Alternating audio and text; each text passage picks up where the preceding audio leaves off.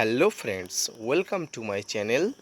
দেশ এবং দেশের বাইরে থেকে যারা আজকে আমার ভিডিওটি কন্টিনিউ করেছেন প্রত্যেককে gardener TRIPS with Kamal YouTube চ্যানেলে স্বাগতম।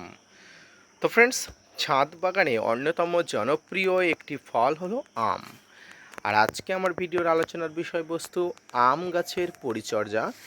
বিশেষত বর্ষার আগে আম গাছের ভারী খাবার দেওয়া হবে কিভাবে আপনারা আম গাছের খাবার তৈরি করবেন, পাশাপাশি আম গাছের এই সময় কি কি খাবার দেওয়া যাবে, তো তাই নিয়ে থাকছে আজকের পুঙ্খানুপুঙ্খ আলোচনা।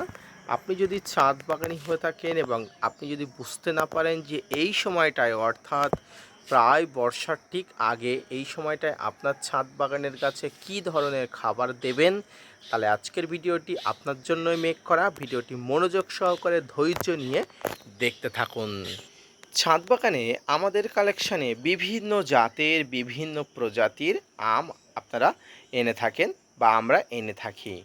সেই আম থেকে সারা বছর আম পাওয়ার একটা আশা আমাদের মনে জেগে থাকে।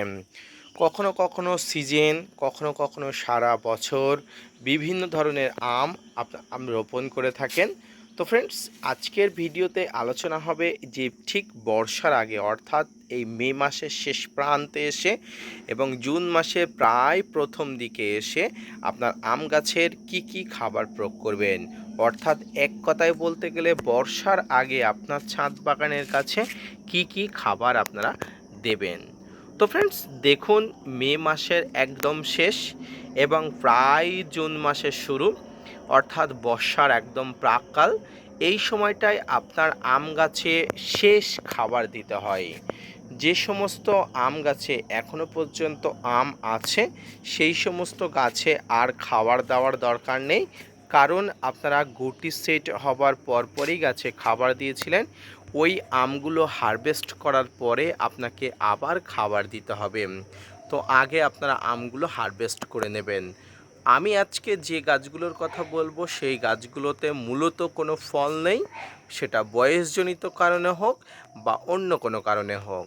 তো যে সমস্ত গাছে ফল নেই সেই সমস্ত গাছগুলোকে আগামী সিজনের জন্য হৃষ্টপুষ্ট এবং তৈরি করে তোলার জন্য আপনাকে এই সময় তো খাবার দিতেই হবে। অর্থাৎ খাবার গাছের কাছে এক অন্যতম গুরুত্বপূর্ণ জিনিস। তো ফ্রেন্ডস, দেখুন, এই সময়টায় আপনাকে যে খাবারটি দিতে হবে সেটি হলো ভারী মিশ্র খাবার।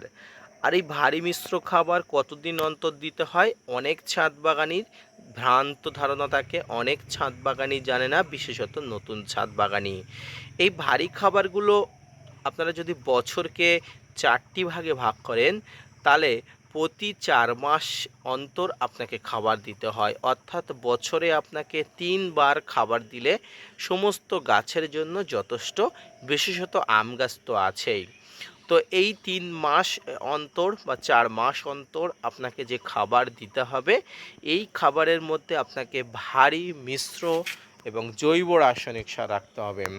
ভারী মিশ্র জৈব রাসায়নিক সার কেন বললাম ফ্রেন্ডস, এর মধ্যে যেমন জৈব সারের পরিমাণ থাকবে, অল্প পরিমাণ রাসায়নিক কিছু পরিমাণ সারের এখানে পরিমাণও থাকবে। সেই জন্য আমি ভারী মিশ্র জৈব রাসায়নিক সার কথাটি উল্লেখ করলাম। তো এবারে আমি আপনাদের দেখাবো বা আমি আপনাদের সঙ্গে আলোচনা করব কি ধরনের এই সময় ভারী মিশ্র জৈব রাসায়নিক সার আপনার ছাদ বাগানের টবের গাছে বা আপনার অন্য কোনো পাত্রে থাকলে সেই পাত্রে আপনারা ব্যবহার করবেন। ফ্রেন্ডস, দেখুন, এটি একটি মিয়াজাকি আমের চারা এবং এই গাছটি সম্পূর্ণ ছোট একটি গাছ। এখনো পর্যন্ত গাছটি ফুল ফল আনার মতো উপযুক্ত হয়নি। তাই এই গাছটি নিয়ে আমি ফল না আসার জন্য চিন্তিত নয়, গাছটি নিয়ে আমি এটাই চিন্তিত আগামী সিজনের জন্য গাছটাকে কতটা বাড়িয়ে তুলব। তো ফ্রেন্ডস, দেখুন, এই সময় ভারী মিশ্র রাসায়নিক সারের মধ্যে আপনাকে যেটি দিতে হবে সেটি হলো শিংকুচি, হাড় গুঁড়ো, ভার্মিকম্পোস্ট, এসওপি। কম্পোস্ট সারের মধ্যে আপনারা যে কোনো ধরনের কম্পোস্ট দিতে পারেন, পাতা পচা, সবজি পচা, আপনারা বিভিন্ন ধরনের কাউডাং অর্থাৎ গোবর সার, আপনারা যে কোনো ধরনের দিতে পারেন। এবং এক্ষেত্রে আপনাদের অনেকের মনে একটা প্রশ্ন জাগে যে টবের মাটিতে, বিশেষ করে আম গাছের মাটিতে কি খোল পচা, সরিষার খোল বা আপনারা আরও যেসব আছেন আপনার নিম খোল, এইগুলো কি দেওয়া যায়? আমি আপনাদের বলবো যে দেওয়া যায়, অবশ্যই যায়, কিন্তু পরিমাণে অনেক কম দিতে হয়। কারণ বিশেষত বিভিন্ন ধরনের খোল, যেমন নিম খোল, বাদাম খোল, সর্ষের খোল, এই জিনিসগুলোতে প্রচুর পরিমাণ নাইট্রোজেন থাকে। নাইট্রোজেন অধিক পরিমাণ হয়ে গেলে মাটি টক্সিসিটি হয়ে যায়, তাই সেই জন্য গাছের পাতা পুড়তে থাকে, বিভিন্ন ধরনের সমস্যা হয়। তাই আপনারা যতটা দেওয়ার দরকার তার থেকেও পরিমাণে অনেক অংশে কম দেবেন। অর্থাৎ আমি কি বললাম, যে মিশ্র সার তৈরি করবেন, তার মধ্যে শিংকুচি, হাড় গুঁড়ো, ভার্মিকম্পোস্ট এবং এসওপি বলতে সালফেট অফ পটাশ, যেটাকে সাদা পটাশ বলা হয়।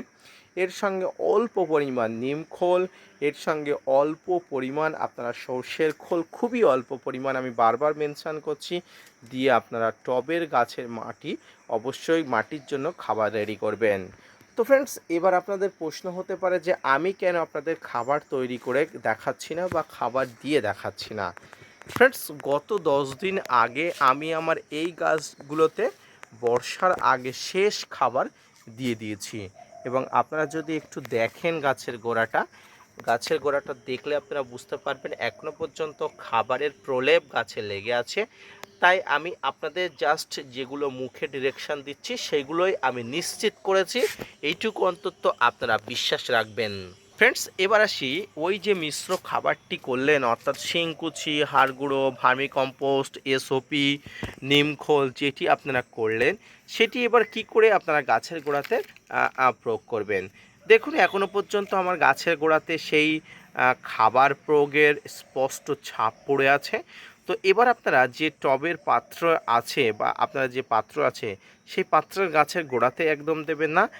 গাছের গোড়া থেকে বেশ কয়েক ইঞ্চি দূর থেকে একটা ছোট্ট কিছুটা মাটি তুলে নিয়ে খাবারগুলো ওই মাটির মধ্যে দিয়ে মাটিগুলো চাপা দেবেন। আমি কেন এমনটা করতে বললাম, কারণ এই মাটির মধ্যে চাপা দিলে খাবারগুলো মাটির সঙ্গে তাড়াতাড়ি মিশে যেতে পারে। মাটির উপরে দিলে খাবারগুলো আবার জল দিলে ধুয়ে বেরিয়ে যেতে পারে, সেই জন্য মাটির নিচে দিলে মাটির সঙ্গে তাড়াতাড়ি মিশে যেতে পারে। তো এইভাবে আপনার টবের গাছে বর্ষার আগে শেষ খাবার দিতে হয়। এই যে খাবারটা আপনারা দিলেন, এই খাবারটা দিলেন মানে জুন, জুলাই, আগস্ট পর্যন্ত আপনাকে আর কোনো চিন্তা করতে হবে না। বা আপনি যদি সেপ্টেম্বরের পরেও খাবার দেন শীতের আগে, আর কোনো রকম চিন্তা করতে হবে না। অর্থাৎ আপনার খাবার দেওয়ার পরিমাণকে আপনাকে 3টি বা 4টি ভাগে ভাগ করতে হবে। আমি প্রথমেই বলেছি, পুরো বছরকে আপনি 4 ভাগে ভাগ করলে, অর্থাৎ 4 ভাগে ভাগ করলে আপনাকে 3 বার খাবার দেওয়ার প্রয়োজন পড়ে। বা আপনি যদি 3 ভাগে ভাগ করেন তাহলে 4 বার খাবার দেওয়ার প্রয়োজন পড়ে। এই 3 ভাগ করবেন না 4 ভাগ করবেন সেটি মূলত আপনার ব্যক্তিগত ব্যাপার। আমি মূলত খাবারটি 3 বার দিই, তাই আপনাকে 3 বারের অনুকরণে বললাম। তো ফ্রেন্ডস, এইভাবে টবের গাছের প্রত্যেকটি গাছ, বিশেষত আম গাছ নিয়ে আলোচনা করছি। আম গাছ আপনাকে এইভাবেই পরিচর্যা করতে হবে। দেখবেন এইভাবে পরিচর্যা করলে আপনার ছাদ বাগানে থাকা প্রত্যেকটি আম গাছে খাবার দিলে আম গাছগুলো সুস্থ সবলভাবে বেড়ে উঠবে। তো ফ্রেন্ডস, এবারে আমি আলোচনা করব যে এই সময় গাছে কি ধরনের স্প্রে করতে হবে। হ্যাঁ ফ্রেন্ডস, এই সময় গাছে কচি পাতা আসে, আর এই কচি পাতা গাছে আসলে বিভিন্ন ধরনের ফাঙ্গাস, কীটপতঙ্গের আক্রমণ ঘটে। তাই আপনাকে ভালো মানের কীটপতঙ্গ এবং ফাঙ্গিসাইড নাশক আপনাকে ব্যবহার করতে হবে। আপনার কাছে যে ধরনের কীটনাশক এবং ফাঙ্গিসাইড আছে, আপনাকে কন্টিনিউয়াসলি মোটামুটি 1 সপ্তাহ 10 দিন পর পর আপনাকে স্প্রে করতে হবে। ব্যাস, এইটুকু স্প্রে করলে বর্ষার আগে আপনাকে আর কিচ্ছু করতে হবে না।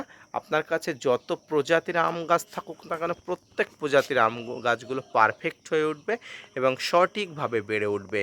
তো ফ্রেন্ডস, অনেক আমার বন্ধুরা আমাকে প্রশ্ন করেন যে টবের গাছের মাটিতে, বিশেষত আম গাছের মাটিতে কী ধরনের খাবার প্রয়োগ করবেন।